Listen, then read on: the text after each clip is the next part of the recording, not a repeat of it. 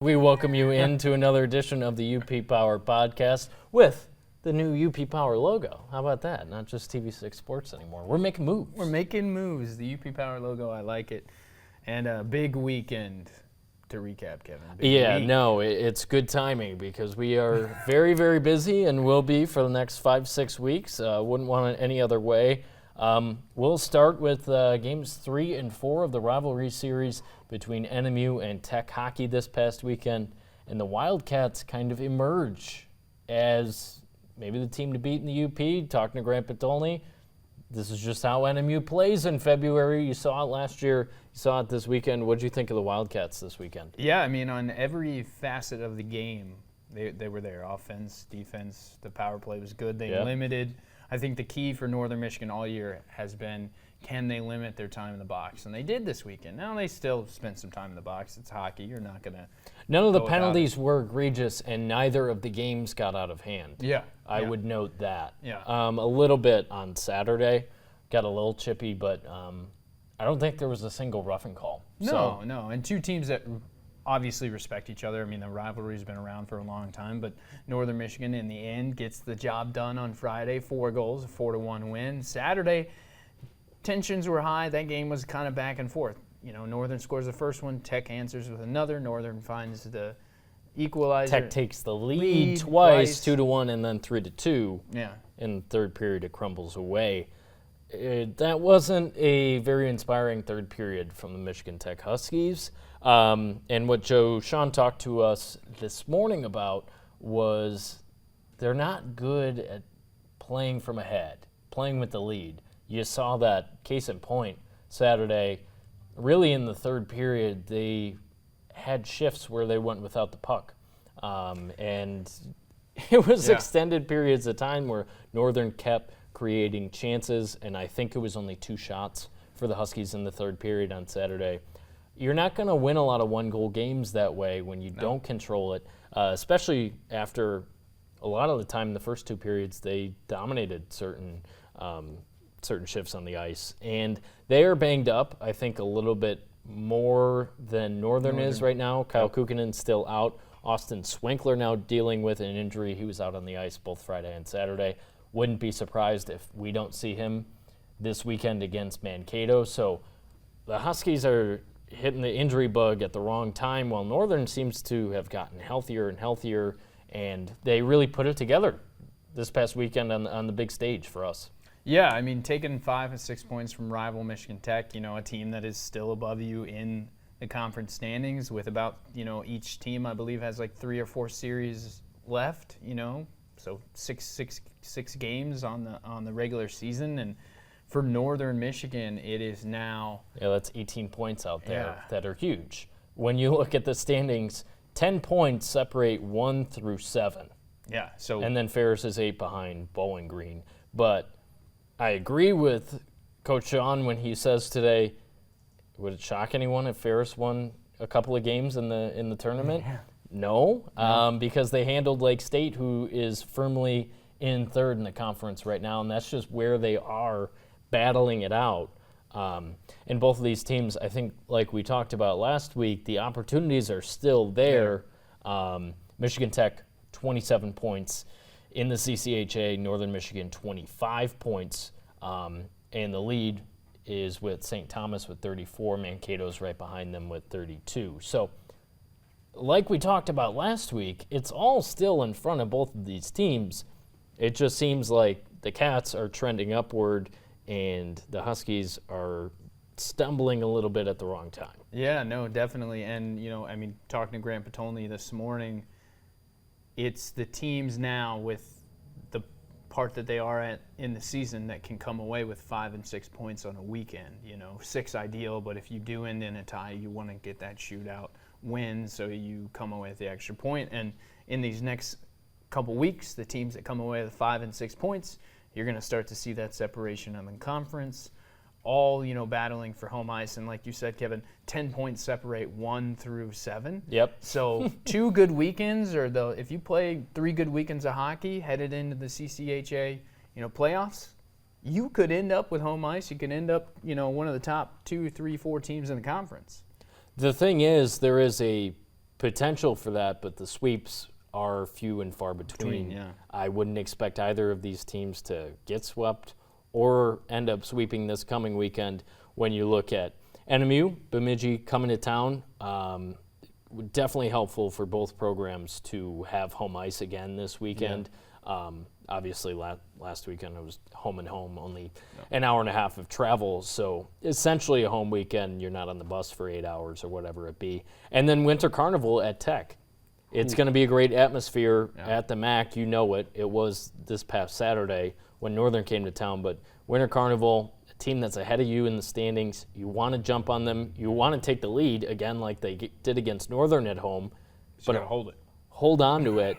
And Joe Sean, with his analogies about painting a fence, which we'll play for you on our sportscast later this week, he was talking about some guys just have the mentality of going in there and going to get it, but he's still working with some other guys to not let the little things get in their way. And personally, it seems like a problem you don't want to have in February. Yeah. You'd prefer that to be a problem that is exclusive to October, November, but that's still where they are, and we know that Tech has this talent and Northern has this talent. Are they putting it all together? Like I said, looks like NMU is, especially based on this past weekend. It's total recency bias, but Northern's trending in the right direction, and Tech, again, it's going to be a great atmosphere, a really good team coming in. How do they handle it this weekend? Yeah, how do you a term I like to use, Kevin, quiet the noise, right? For Tech, it's Winter Carnival. It's, a weekend of events. You're going to be playing. Everybody's going to be there. It's probably going to be sold out, standing room only. Everybody's going to be watching the hockey games, going up against a top team in the conference. Especially, you might not be outside all night making snow sculptures, given the weather. So, as Sam Clayton said, hope everyone who was planning on doing that and might not be able to, come on in for the basketball and hockey games this weekend. It's a loaded weekend, first of all. We'll go through it Thursday. Both men's and women's basketball at Tech and Northern are at home. That means they also play Saturday afternoon, and both hockey teams are at home as well Friday night and Saturday night. And we have LAC starting at Northern. Yeah, so, and then swim and dive is getting ready for GLIAC championships. Track and field has a couple more meets before GLIAC championships. Nordic Ski Conference championships Saturday and Sunday. Hopefully we'll have a little bit of that for you on Sunday. Those happening over in Duluth this weekend. So, yeah, it's wild. Are you happy I'm ditching you on Saturday? I mean, it's, it will be good. It'll be exciting. A lot is happening, but it's the time of year for it to be happening. It's, February, March, so it'll be exciting. But the thing for me, for Northern and Michigan Tech moving forward, is when we look at Northern, Bemidji's coming to town. Played them last year in the CCHA quarterfinals. Yep. Gave them a little bit of trouble, Bemidji did. So Northern...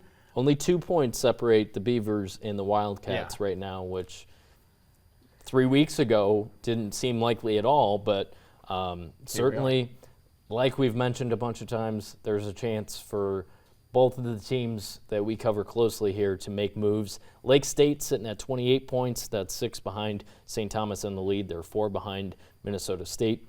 And then you have that bunch there, Bemidji and Tech, tied for 4th with 27, and NMU right there at 25 within striking distance, along with Bowling Green, who has stacked the points as we keep moving through the season. They're in the mix now, too, with 24 points, and they will host Tech the following weekend. We talked about how that one will be a little amped up. So anything else on hockey as we move forward? No, I think we're good. It's going to be an exciting 3 big weekends. Yeah.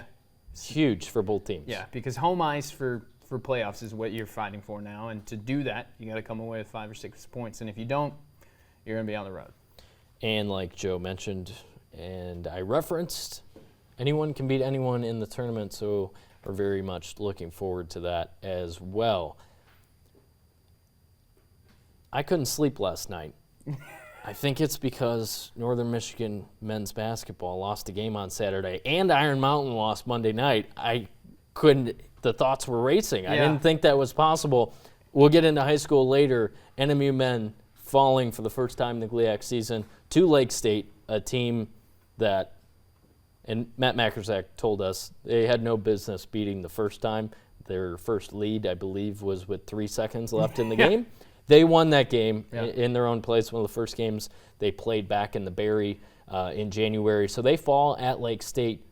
But that's on the heels of a huge win Thursday night at Ferris, where they clearly asserted themselves atop the GLIAC. Yeah, they did. I mean, an 83-80 win against, a team that has been kind of top dogs of the conference. And for Northern Michigan to go in there to Ferris and win, and kind of now I would say it's a thing that Northern Michigan is going to go to Ferris and come away with a win in men's basketball. They can go there and play and do really that. Hard place to play. You can't discredit that. I mean, and if you watched the game or heard about the game, obviously, Ferris State's football team was there making noise, being rowdy, being loud.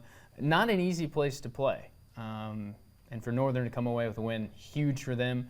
Now, It was a terrific basketball game, as was the Northern women's game before it, where they ended up squandering a 14-point halftime lead and letting that slip away. The men's team certainly avenged that with their clutch win.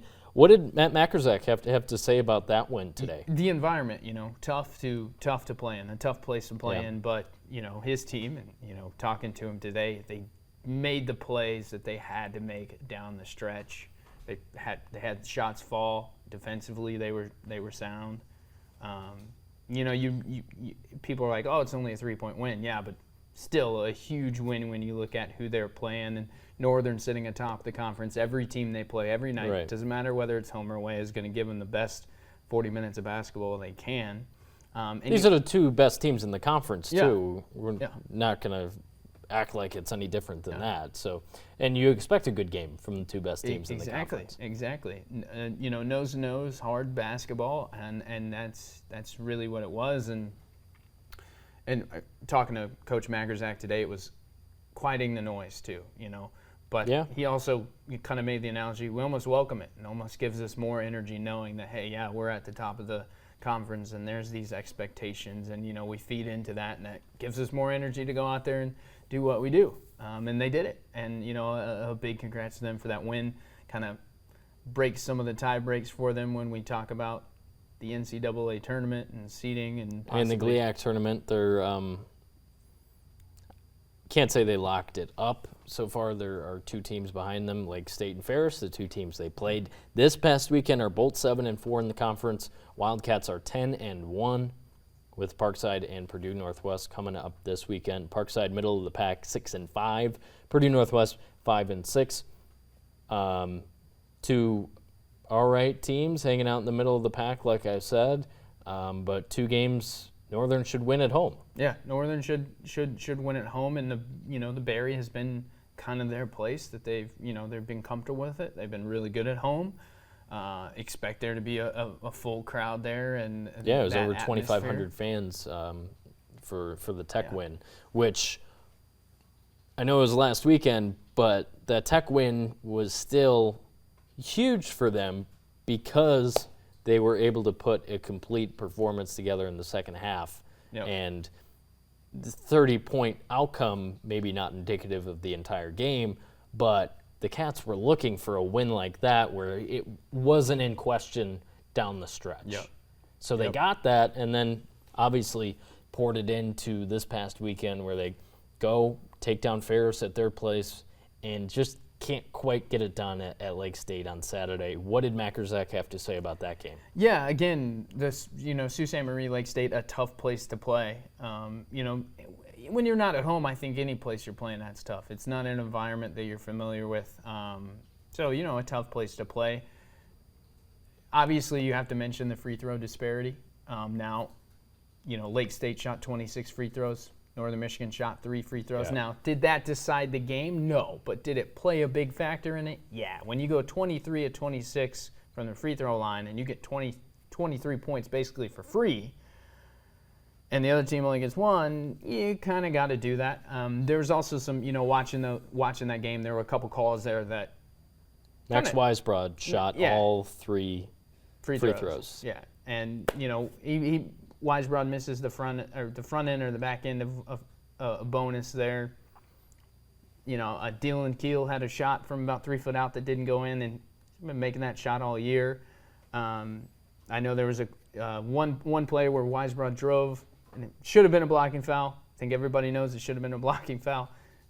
Gets called an offensive foul. That was a huge turning point in the game. And when you play these teams that are going to play you close down to the wire, like Lake State has, and now in both games, those are crucial calls. And sometimes you can overcome them, and sometimes you can't. Now, did Northern Michigan have opportunities to win the game? Yes.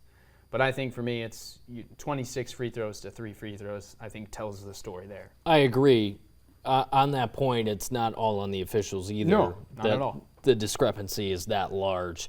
Dylan Keel not going to the free throw line is not necessarily a good sign. He was 8 for 15 from the field, which you expect from him, but you also expect him to get to the free throw line, knock down some of those free points. They're free points for a reason. Keel finished with 17 over 36 minutes of play, and I think that's notable. Playing without Brian Parzik. Max Weisbrod played all 80 minutes this past weekend. Yep. So they know, and Max knows that it might be an expectation that he is out there for every second of the game when Parzik's not available. But at the same time, that's bound to hurt them a little bit, just based on putting miles on those legs as much as they did this past weekend. And they're also going to ride him because he's the top player in the GLIAC. Yep, he is definitely. And you wouldn't have it any other way, right? Nope. He's your best player. He's probably the best player in the conference. Just something to keep an eye on as we move forward. Weisbrod, 9 for 18 from the field, 22 points on Saturday. He got it done. Thursday, he was 5 for 11, 21 points. It's a little bit more efficient. He was 9 for 9 from the free throw line.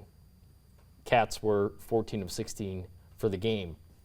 You got to get to the line. Yeah, you got to get to the line. I totally agree with you that I think that's the stark difference between the two games is maybe the level of physicality was the same, the way they viewed it, but the way the whistles were going, it wasn't, and that's probably what cost them in the Sioux on Saturday. And credit to Lake State. Playing a tough, really, really talented team too. Yeah, and playing tough, and hey, getting to the line, and when you watch that game and you watch kind of replays of it, Lake State did. They drove and they forced maybe not fouls on the perimeter, but they got downhill and they got to the basket. So if there was contact, it was going to be a shooting foul. Maybe if Northern stretches out a little bit, those fouls are on the ground and it's not a shooting foul. But as Lake State, kind of pounded it down and inside and got downhill on their drives and, got shots up, that's how they got to the line. So credit to them because they played their game and they got the job done.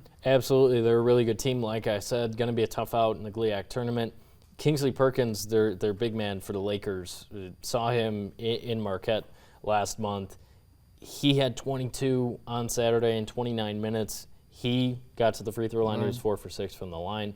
So that was pretty big. He was a rebound away from a double-double, too. So I don't want to say he outplayed Keel, but he was more efficient when he was out there, largely because he got to the free throw line. So we'll see if that's rectified this weekend when Parkside and Purdue Northwest come to town.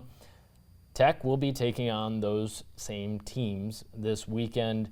And for Michigan Tech, a younger team, not quite as far along in the process that Northern is. Yep. This stretch of their schedule was really, really tough, and you saw it take a toll on them. Going to play at Northern. Yep.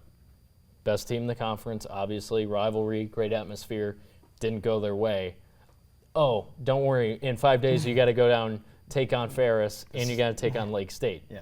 So they dropped both of those games. They fall to 3-8 in the conference. On top of that, the Huskies were dealing with an illness going around the team. So Tomaszek coming off the bench on Thursday, and Dan Goretzka not being available for one of these games too.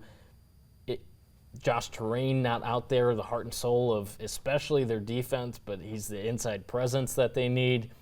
It's not surprising, all things considered, being on the road, that the Huskies ended up dropping these 2 games. Yeah, a tough weekend, and when you're not healthy, and you don't have everybody going, 100%. That's the other thing Josh Bittner brought up is it's tough for me and my coaching staff to evaluate this weekend because we didn't have everyone out there. Mm-hmm. Going up against 2 of the top 3 teams in the conference, even if we don't leave with 2 wins, at least if we had everything together in place, we could evaluate it a little bit better. They didn't really have that opportunity, which I think hurts them.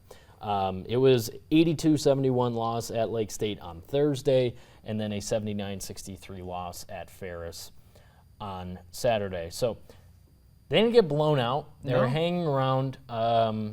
Defensively, I mentioned not having Terrain was huge, hurt them, and they didn't have the consistent scoring from their dynamic duo of Goretzka and Tomaszek that they're used to, because one game one guy wasn't feeling well, the other game it was the other guy. So just a tough weekend for Michigan Tech. But like I mentioned with Northern being able to right the ship, they have great opportunity ahead of them this weekend as well. Obviously, it's a special week, special weekend in Houghton. Those should be some great crowds at the SDC Thursday and Saturday for the Huskies as they get back going. They won on the road at Parkside, maybe their best win of the year so far, given the fact that it's one of their 2 road wins in conference. 78-71, they took down Parkside back on January 18th, so this isn't too far away. It was only 3 weeks ago or so they beat Parkside and then fall a 9-point loss to Purdue Northwest, a game where Tomaszek fouled out. Josh Bittner called it his worst game of the year.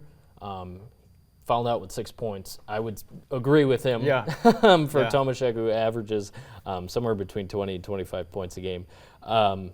Not his best performance. So you get something a little bit different out of your scores this weekend. You expect that one to be a different story too. Yeah, exactly. Can everybody get healthy? Can you have everybody? Can you keep the balance of scoring? Can Tomaszek not foul out with 6 points? Yeah. And can he stay on the floor? Here's my bold prediction before we get to our bold predictions for the Super Bowl.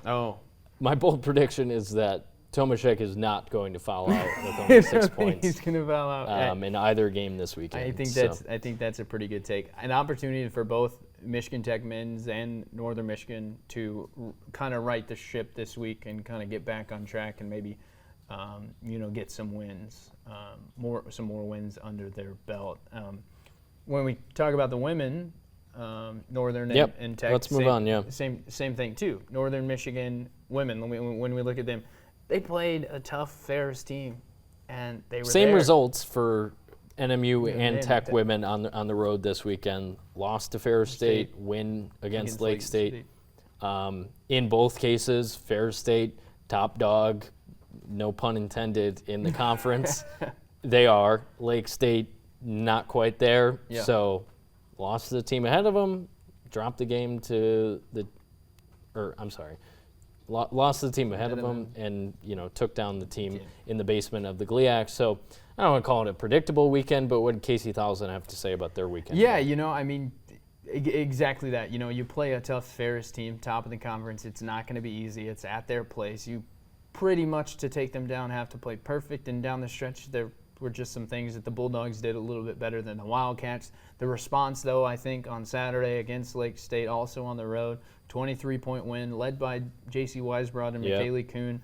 I believe Weisbrod had 25, McKaylee Kuhn had 18. I can check for you. Yeah, I think, a lot of numbers in my head, going around and stuff. But I believe Weisbrod had 25 and McKaylee Kuhn had 18. And when that is exactly correct. Way to go, Keegan. There we go. Yeah. Give me a gold star. Yeah, Keegan. Put a little gold star. When McKaylee Kuhn and J.C. Weisbrod are scoring like that and they have over 20 points, the Wildcats are at their best. Now, yes, every team is going to is going to key in on that McKaylee Kuhn and J.C. Weisbrod are the best scorers on Northern's team. They took 31 of the Wildcats' 66 shots. Yeah. Impossible to look this up, but I think that's pretty much on par with their season. Where what really stands out about the box score from Saturday when they turned it on, beat a team they were supposed to beat, J.C. Weisbrod was 6 for 13 from deep. Yeah, let it fly. That's darn impressive. Obviously contributed to her Let being it the fly. leading scorer in the game, 25 points on Saturday. So NMU hanging out in a good spot. I think Yep. Tech, my main takeaway from talking to Sam Clayton today is they did unlock something in that game against Northern. Kind of funny Yeah. that it took playing your rival in their place when they're playing better than you for most of the season, and you go in there, take care of business. And what stood out maybe right away, first reaction watching that game, is, wow, Tech scoring. Where did this come from? Yeah. They were putting the ball in the hoop. They jumped all over them, 27 points in the first quarter.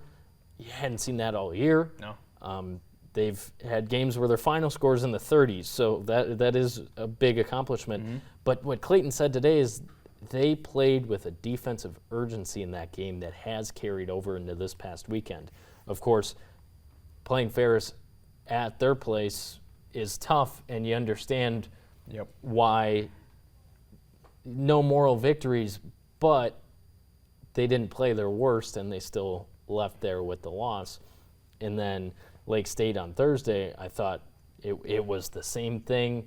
They came out, they had 3 or 4 players in double figures, and they just got it done defensively, which I think helped them settle in a little bit, which, you know, watching them over the course of the season, they kind of needed that just to play the game at their own pace. And this past weekend, played some pretty good basketball and ended up splitting the weekend. Yeah, you know, I think for Michigan Tech, that's a great point when they played Northern at the Berry. And Yeah.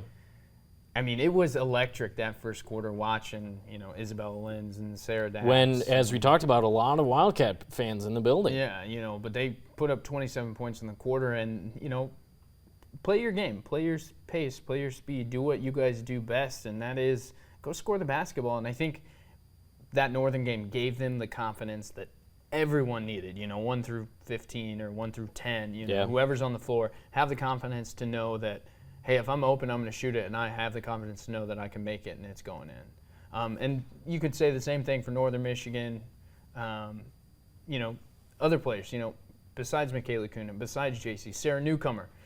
Shoot that thing. Have that confidence to when you're open, go do it. Absolutely. You know? Kayla Tierney, shoot that thing. You know, you guys are great shooters, great players, you know. And if everybody else is scoring, then it takes, I think, some of the pressure off of your top scorers to put the ball in the basket late in the game when it's, you know, maybe close or maybe a couple possession game and you need a basket. You know, when everybody's scoring, and, you know, it's easy. I've heard Casey 1000 say that. You know, when everybody's putting the ball in the basket, Yeah, sure. Why not? Yeah. So shoot that thing Nothing with to complain confidence. about. Michigan Tech, though, women's, you could see them making a run here towards the end of the season. And because it is crunch time, we ought to look at the standings like we have with hockey and men's basketball. We are 1 month away from the GLIAC tournament in basketball. Michigan Tech 6-5 in the conference. Northern Michigan 7-4. 2 other teams are 7-4: Wayne State and Parkside. And Michigan Tech's hanging out there above 500 now. Top half of the conference, which is where they want to be. And on the women's side, it's clear who the top teams are. It's Ferris and Grand Valley. Ferris at 10-1, Grand Valley at 9-1. They will be the top 2 seeds in the tournament. They will be at home for the majority of the tournament. Depending on who ends up with the number 1 seed, one of them will be home for the entire tournament if they keep winning. So these teams keep stacking wins. They will be in the top half of the conference. Right now, Northern is. The way it shakes out with tiebreakers, they are 4th in the conference, and Michigan Tech is 6th, obviously safely in the tournament. So that will be exciting when that time comes around. Definitely. close the book with college, move on to high school sports for this week. Yeah, let's do mostly, it. Mostly high school hoops. We have another UP poll. We'll start in Divisions 1 through 3 for boys basketball. We have a lot to talk about here because we had a Monday night showdown. Out of the blue. Monday nights usually slow for high school basketball, but a great game last night in Iron Mountain. So I'll read you the poll first, then we'll get into that one. In Divisions 1 through 3, Iron Mountain is still number 1. They are now 15-1 because of their loss last night.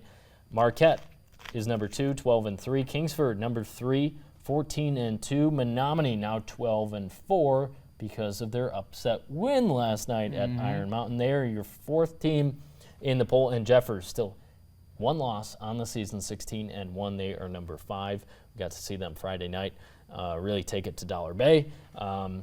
So we'll see what kind of moves Jeffers makes going forward. But last night, Menominee goes into Iron Mountain coming off a really tough loss in overtime to Marquette Friday night on the road. It's a lot of driving for Menominee, 2 hours up to Marquette. And then on Monday, going over to Iron Mountain to take on an undefeated Mountaineers team at their place. Had to be loud in there. They go to overtime again. They get it done. Trevor Turkoff, 22 points. The Maroons are obviously a really great team, playing 2 really good teams over the past 5 days in Marquette and Iron Mountain, but they got it done last night, taking down Iron Mountain. Your reaction? Yeah, they can be beaten. You know that old saying of it's a good point. Anybody can be beaten on anybody can beat anybody on any given day. There's no 0 in the loss column anymore. Yeah, I mean they can be beaten, and Menominee, a gritty team. Defensively, offensively, rebounding the basketball. You watch them in that Marquette game, 75-71. It was down to the wire, even in overtime. Yep. A couple more shots fall for Menominee, and you're looking at the Maroons headed home with an upset over Marquette. Now, Marquette played a great game, as Iron Mountain played a great game on Monday night. But it's those little plays down the stretch. I really think these 5 teams they're not moving because they're kind of a cut above everyone else. Yeah. Obviously, Jeffers, 16-1, deserving of being in the top 5.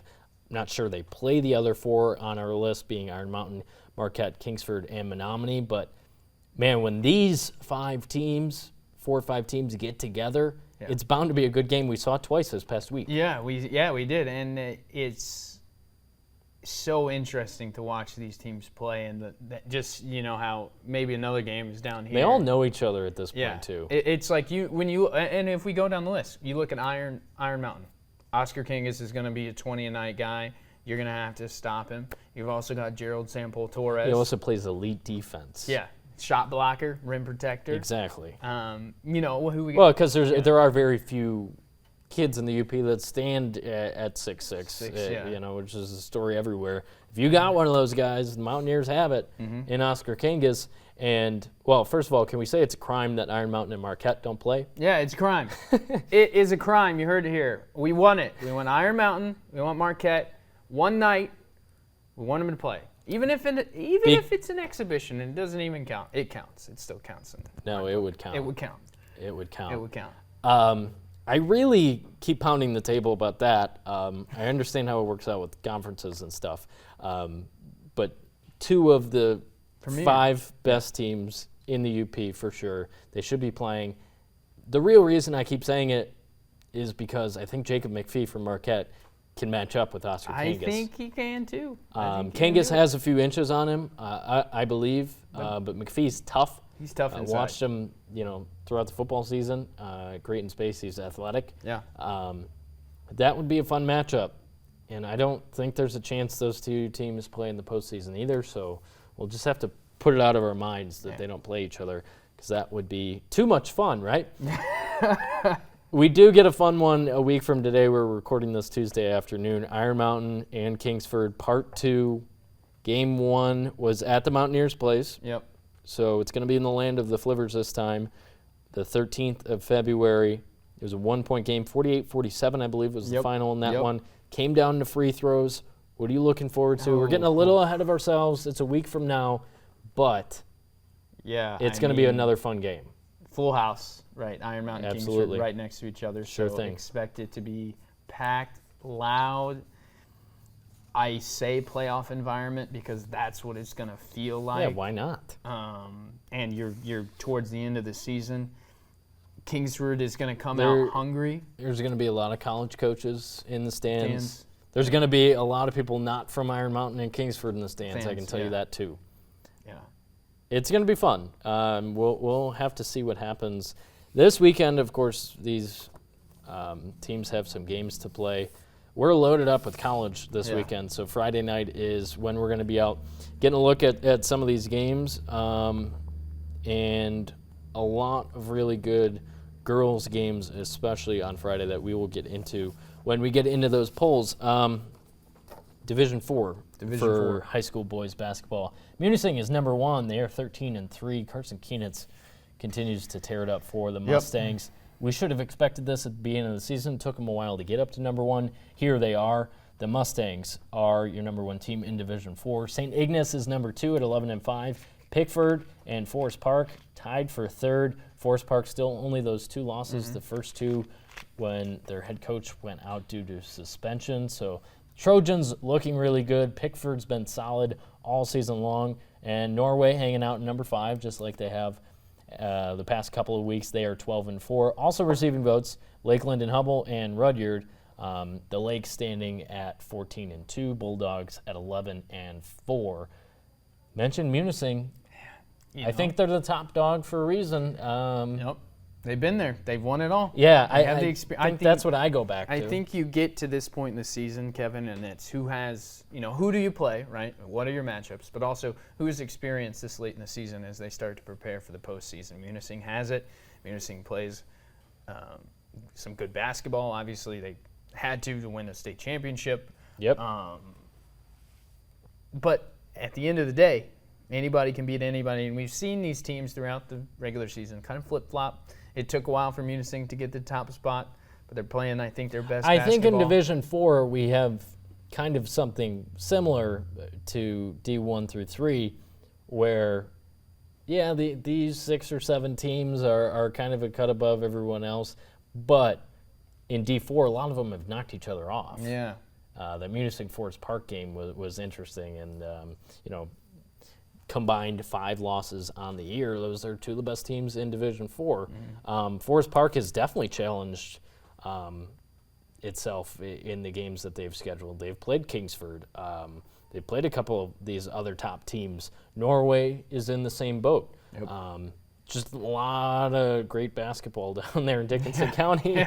When you look at Iron Mountain and Kingsford, we just spent a while talking about, and then Forest Park and Norway as well, thinking about some of those teams that have built up a great culture along with the Munising Mustangs like we talked about as well. Yeah, I mean, and you look at each of these teams individually, and you've got a player on there that kind of stands out a little bit. For sure. And if they get going in a game, it's dangerous. And some of these teams have got 2 or 3 guys that if they get going, it's dangerous. We like to joke about don't let Jackson Jermu get hot for Marquette. Don't let Kyler Sager get hot. Well, I say don't let Jermu go right.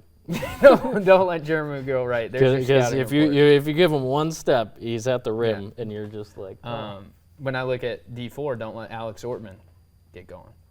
Don't let Alex Ortman get going. Don't let Carson get going. Don't let some of these guys from the outside hit a couple shots, and they go from 6 points to 36 points. That's what it comes down to in a lot of these tight games, too, and we'll see more of them as more of these teams end up playing each other inevitably. That if you're making shots in the second half when you know it's going to be a tight game, you're getting to the free throw line, probably going to end up winning the game. Switch over to girls. Let's do it. Because, as I mentioned, Friday night is a big night for the girls. Let's just start with the number 1 teams in Divisions 1 through 3, number 1 team in Division 4. Negaunee, 15-1. Only loss is to Ishpeming. Ishpeming, 14-0. Obviously undefeated, hosting the Negaunee Miners on Friday night. The boys' teams will also play. That will also be a great matchup, but nothing's touching this game because these are the 2 best teams in the UP. They're right next to each other, play each other twice a year. We get round 2 Round 1 was actually the Blizzard night when there was like no other games going on. You were there. I was there, and it was wild. And we've talked about this game a lot because, well, two best teams in the UP going head-to-head. It was a fantastic game. What do you remember about that matchup, and what do you maybe expect to see this coming week? I expect, when you look at Ishpeming, Kevin, I mean, and I've seen them play a couple times this season. They're going to come out full force. They're probably going to full court press. I would be surprised. Don't if say they probably. Did. Yeah, you're right. They're going to full court press Ryan you. Rico's going to listen to this. He's going to be like, what are you talking about, They are Chief? going to full court press you, Nagani. They're going to full court press you. Like they just are. And they're going to do a darn good job of it. Yeah, and they're lengthy, and they're quick, and they're agile. They're going to come after you. They're so much fun to watch. You're also dude. playing at Ishpeming's place, too, so it's going to be a loud environment. Nagani will travel. There'll be a lot of Nagani fans there. I expect the place to be packed for both the girls and the boys game. Yep. It's fun when these two schools get together. Yeah, it is. It is. And Ishpeming, they're going to try to limit Ella Mason. Nagani, can you find ways to get her Which they did a open? good job of last time they met. Yeah, she had less than, I think she I only think had 10. 9, I think 10, I remember 10 being the 9, number, 10 yeah. points on the night. So can you limit her? Nagani, on the other hand, can you find ways for her to score? And can you stop the inside presence of Maya Hemmer? Because they're going to have the height. Ishpeming's going to have the height advantage. They do over most teams, Yeah. I would say. And if you do limit that, right, maybe you front her or you backside double or you do something like that, are you going to be able to get out to the wings fast enough to stop everybody else that can shoot? Jenna Mackey, Janessa Eagle, Lena Corpy, like all these shooters. For Nagani also, And they work the ball inside and out. If you went to a zone, Yeah. it would probably be the same story, Yep. where you got to close out on shooters because they're getting the ball inside and kicking it right back out. There's a lot of movement on their offense. This is why I say they're so much fun to watch, because they do everything down to the little minute details. And you asked Ryan Rico about it on Saturday. Yeah. When you watched Ishpeming take care of business, get their 14th win of the season. They've been blowing a lot of teams out. With a team of this caliber, you expect them to blow a lot of teams out, but they keep up the intensity. Yeah. How do they do that? It doesn't change, right? And Coach Ryan Rico talked about it on Saturday. They're concentrating on the game that's in front of them. But It's not about showing other teams up either. Yeah, no, I don't think they do that whatsoever. No, not at all. It's about preparing yourself for March, right? They have a goal. Ishpeming has a goal. And it's they should at this point. yeah, and if you watched the newscast the other night, they just honored their inaugural girls basketball team. It's been 50 years. 1974, that team won the district, won the regional. That's their goal, is to get to the regional, is to make history like that. And to do that, you have to play at a high intensity level, and that's why they do it. And Coach Rico talked about how the team has bought in. Every girl that plays, that sits on the bench, is bought in that it has to be this intense every minute of every second of every game, so that when we get to that point, we're ready, right? Because you get up against these teams who have been at that moment, right. Maybe been in the district or regional championship for a couple of years. Baraga.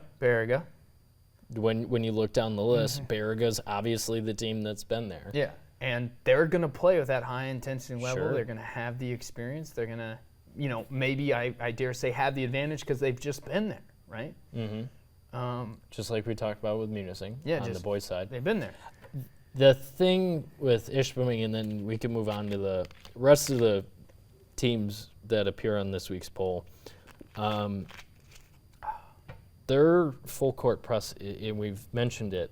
I watched them play Gwyn last week, and Gwyn shot really well from the outside in the first half, so they were in the game.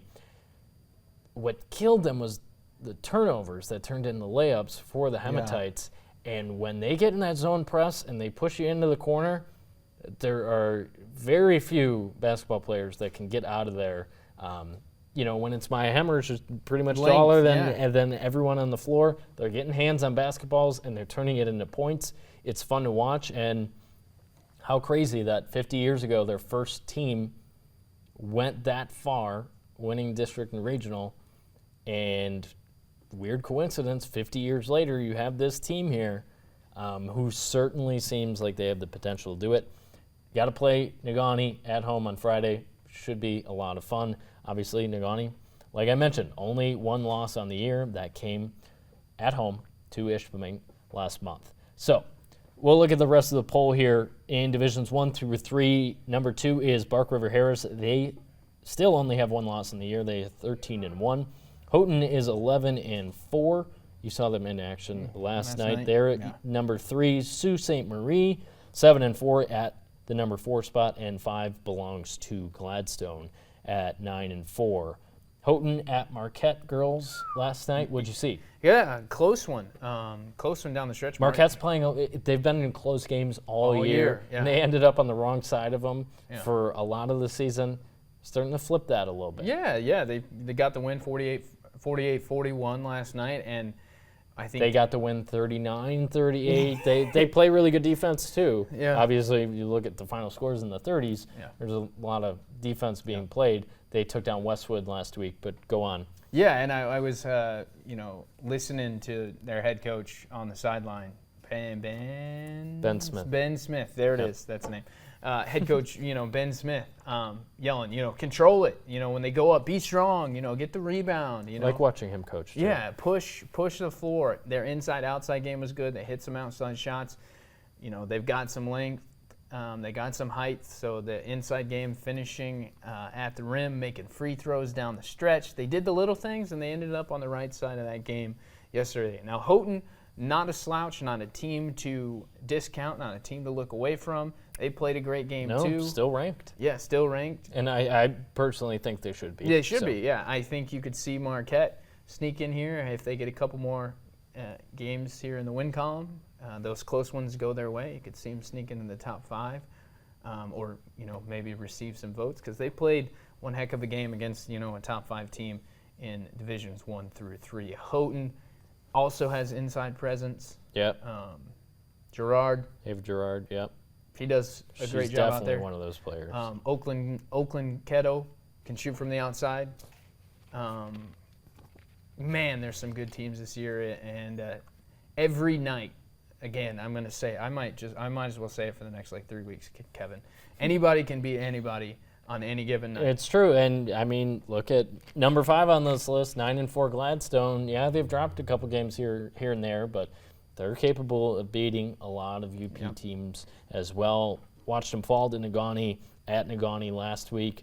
That's not necessarily a surprise because the way we've talked about it, and I think we both agree, Negaunee and Nishpeming are here, and everyone else is maybe not too far behind, but they're below. Yep. So Gladstone gave them their good shot, but they can also beat most teams in the UP as well. In D4, on the girls' side, Ishpeming, as we talked about, still undefeated. They're number 1. Baraga, also mentioned, has that postseason experience, could potentially end up playing a team like Ishpeming in March. They are 12-3. They are number 2. Lakeland and Humble, 14-1, been good all year long. Emily Jokela has been tearing it up. One of the 1,000-point scorers that we've seen over the course of this season. St. Ignace is number 4 at 11-4, and Ewan-Shaw Creek is your 5th team at 11-2. Munising and Big Beta Knock hanging out there as well, both with 2 losses on the season. Baraga, Lakeland, and Humble, I think definitely, like I mentioned, Ishpeming. Negaunee, yeah. And then, but especially in D4, Baraga and the Lakes are hanging out. They're so close and definitely within striking distance. Yeah, it depends on the night, and depends on who you're playing, depends on the matchup. I joke, if that first shot goes in, it's going to be a good night. And then if it doesn't go in, it may or may not be a good night. It's such a toss-up, especially when you get down to this season, down to this late in the season, and then you get into the postseason. I mean, we're not in March yet, Kevin, but I'm gonna say it again. You look at March Madness. Anybody can beat anybody. It just depends on how you play. I'm getting excited after this past weekend. I think we're all set on the high school basketball for this week. Like we mentioned, a bunch of great games. We'll have many of them on Friday Night Fever later this week. But D1 men's, you had Carolina winning at home over Duke. That was a top 10 matchup. You had Purdue going on the road to Wisconsin. Wisconsin definitely tough to beat at home. I know they lost at Penn State and at Nebraska, but playing the Kohl Center is a different beast. Purdue, I'm calling my shot. It's going to be really funny when they're the number 1 overall seed, which when you enter your bracket pools every year, usually the number 1 overall seed has a third to half of the national championship picks. If that happens, Purdue's the number 1 overall seed. I think I'm the only person on earth that's going to pick them to win the national championship. I don't think. Yeah, I mean, you're probably right. You're probably the only person on earth that's going to pick them to win the national championship after they lost last year. Well, they've lost to a double-digit seed, I think, each of the last 3 tournaments. Yeah, so, I mean, they should. They so should win it. I totally get why people make fun of Purdue for their track record in the tournament, but I think their experience and their shooting and Zach Edey. I think Zach Edey. I mean, come on. He's 7'4". He's from Canada. He's really tall. I mean, I watched a highlight of him the other day. He didn't jump to dunk the ball. I think he just stood on his tippy toes and then, like, they threw it over the top. He caught it. It's like Tyler Wall, God bless his soul, playing his 11th year of college basketball. Yeah. Like, he's probably, 6'10", 6'11". He's got to have, 38. That's a great college big man. Yeah. Play the 4, pop out, shoot threes, get rebounds, double-doubles, rack them up. He can't guard Zach Edey. No. That's a team. That's the problem that a lot of teams 11 have. degrees by now. I think he's been in school. There's a couple of those guys in college basketball. He's been in school for 35 years. It's just ridiculous. Well, Brad Davison is finally gone. He wreaked havoc on the Big Ten for way too long. Yeah. So we're rid of him, but Wisconsin is still a really good team. Love watching them play. Mm-hmm. I love how they still kind of have the same identity as they did when Bo Ryan was taking them to national championships. They just they guard, and they get a few guys that can shoot. So they might be fun to watch in March as well. But Purdue, I don't. Is that your team? It's been my team. It's been your team. It's going to be your team for 2 years. For 2 years. So you've been upset for 2 years. Especially, I think I convinced myself when I was still at Maryland last year. They came in there. I think they were ranked number 3. Terps beat them. We stormed the court. It was like, yes, we knocked off the best team ever. Because when you storm the court, that's what you convince yourself that it wasn't just a Big Ten home win, which is really what it was. 16 seed in March Madness, and they're not the best. And I'm also Big Ten ride or die, so it hurts. Big Ten, and I can agree with that. I think Purdue has the opportunity this year to silence the noise. I think the Big 12 is going to be really bad when we get to the tournament. I'm really excited because everyone is talking about the Big 12 being the best conference in the world. They scheduled Mickey Mouse non-conference schedules. Yeah. They all bring themselves up to quad 1 or whatever. Yeah. There's obviously some good teams. One of them is probably going to be in the Final Four, whether it's Kansas or Houston. Kind of weird that Houston's in the Big 12 officially, but they are, and it's really good for them, actually. They play a tougher schedule in January and February instead of front-loading it. But all those teams raised themselves up, and now they're just beating each other and racking up good wins. They're all going to be really high seeds. One or two of them will emerge. Baylor had a really nice win over Iowa State at home this past weekend. Did you see Scott Drew get ejected for crossing the line? You're gone. Mackerzak better watch himself. Yeah. Right? I don't know if there's any similarities between GLIAC refs and Big 12 refs. But don't be walking. That was the craziest thing ever. Shaka Smart plays defense on the other team sometimes at Marquette. Marquette, also a scary team. I like the Big East. I'm really excited for March Madness. In case you can't tell, the Super Bowl is this week. The Lions aren't in it. Packers aren't in it. Boo! No. I can't. The 49ers are in it. Here we go, Kevin. What's your bold prediction? I think we made our picks, but just remind the people your pick and then your bold prediction before we go. Oh my gosh, I could change it now. Kansas City, I could change it up to watch. Whatever I'm about to say about this game could be completely different come than what Sunday. We said last week. Especially because there's another turf gate. I think you can't bet against Patrick Mahomes. You can't. You just can't. I'm leaning towards them. You can't bet against Patrick Mahomes. Brock Purdy is doing his thing. He's just young. Patrick Mahomes has been there. Travis Kelce has been there. They've won it. Andy Reid has been there. They've won it. That's the big difference is the Chiefs have Niners have been, what's the term everyone's kind of been using, knocking on the door Yeah. for the past 4 or 5 Hello? years. Hello? Obviously, they went to the Super Bowl in 19, lost to the Chiefs, blew that 10-point lead in the fourth quarter. That was a different quarterback, but a lot of the same core. Bosa was a rookie that season, so they've been there. NFC Championship game last year, obviously Purdy gets hurt. The Eagles dominate that game in the end. So the 49ers are like right there. I think understandably people are reluctant to trust them because they haven't gotten it done like the Chiefs have twice with this group. What's your bold prediction? You're taking the Chiefs. I'm taking the Chiefs. Score? 24-21. I think it's going to be close. Okay, I like it. My bold prediction is that, here we go, my bold prediction / hot take is Kansas City gets a pick 6 I like in the that. first half. I like that. I really wished in the NFC Championship game that Rodrigo ran that one back.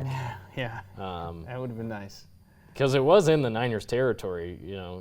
I don't know, he picked it off at 35, 40-yard line, ran it back to the 20. There was a penalty on that play. I think Kansas City gets Okay, a pick 6 I like that. in the first half and then just finishes it out. The Niners need to come out of the gates They got to score. like a football team. Yeah, they got to score 'Cause quick. obviously, a lot of you in the UP were watching their 2 previous playoff games. Packers looked awful in the first half, and obviously the Lions, they looked awful against them in the first half. Yeah. So how are they going to show up in Vegas? They've had the weird practice schedule type thing. They're at UNLV. The Chiefs get the Raiders' cushy facility. And the weather is weird in Vegas, so that's going to be talked about a lot all week, and it's the same playing surface as Arizona last year when the Eagles were complaining about, and it was evident if you watched the game that guys were slipping all over the turf. So that's going to be another storyline throughout the week, and it's just only the Super Bowl would we be talking about the turf and the pop star that's going to be there. Yeah, Taylor Swift is her name. Yeah, speaking of that, we talked about this right before we came on here. Does Eminem drop his diss track before the Yes. Super Bowl? Oh my God, that would be so awesome. He drops it day That would of. doom the 49ers. That would doom them. They're done. They would Kyle be Shanahan would have to quit. They would be gone. It would be That would 400 be- to that would be 0. really funny. New prediction: if Eminem drops his diss track, the Chiefs win 400 to 0. Yeah, anyway, Tuesday before the game, I'm on the Niners. I don't know why. Actually, I do know why. I think they're going to run the ball down the Chiefs' throat. Fair. And Chiefs. I don't want to say dominate time of possession, but if they take care of the ball, they're going to win. That's not my bold prediction. But Chiefs' run defense isn't spectacular. Their pass rush is really what gets to teams. And the Ravens didn't run the ball against them. They ran did it, not. 6, 7 times. I don't know how they did that. Niners aren't going to do that. So 49ers win 27-23. I don't know why I'm thinking there's going to be a bunch of field goals. Could be. But Dan Campbell's not coaching this game, so it's more likely than last week in the NFC Championship. Christian McCaffrey scores 3 touchdowns. Ooh, He scores all 3 fair. touchdowns for the 49ers. It's very fair. And the Niners win. It's very fair. If they run He's the ball, your Super Bowl MVP. Yep. That would be cool because I really like Christian McCaffrey. Taylor Swift goes home with him. Yeah, in a we'll truck. find out. Funny enough, I will be in Kansas City for the Super Bowl because I have a wedding there on Saturday, poorly timed by my friend. Are you going to be watching the game and No, wedding Saturday, football Well, Sunday. Sunday, okay, you're It's all good. actually a great setup. And if the Chiefs win, I guess I have to celebrate with Chiefs fans. I don't know. Yeah, I go don't to the like parade. them. Yeah. I'm not. That doesn't sound fun to me. I think I'll You don't just wanna go. go? I'll just go to sleep. Get ready to come back here to the UP. All right, that'll do it for episode 5 of UP Power. Keegan Cooper, Kevin McNulty. Thanks for joining us. If you watched live on our site, we're going to start pushing out more places. Obviously, Spotify and YouTube as well. So thanks so much for being here.